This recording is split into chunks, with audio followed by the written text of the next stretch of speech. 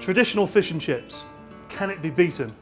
Probably not, but I'm going to have a go at making something a little bit like it, with a little bit of playfulness, a little bit of inventiveness, and just going creative.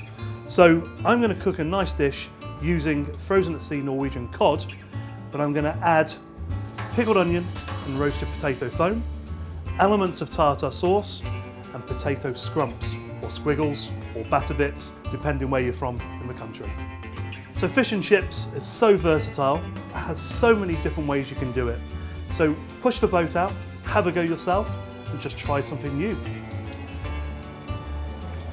Straight into a nice hot pan. It's only going to take 2 or 3 minutes so we can get it really nicely pearlescent and show those flakes of white fish. Fish and chips, it's got that crispy batter, it's got the salt and vinegar, but ultimately it's the quality of the fish that makes fish and chips. So the best fish will be the best fish and chips.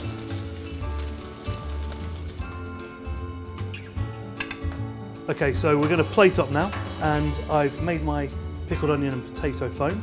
So this is now in the Espuma gun. So we're going to put that on the plate. We've got our frozen at sea roasted cod. Stunning, look at that. Absolutely stunning. And then we're going to add our elements of tartare sauce.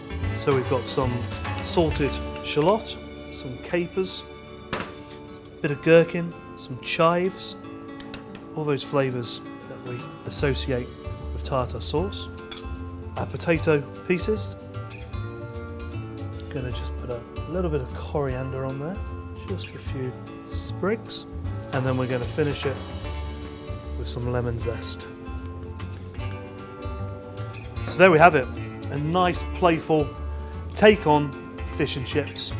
Nice and creative, pickled onion and potato foam, roasted frozen at sea cod, elements of tartare sauce, some lemon zest, and then our potato crumbs. Have a go, get creative.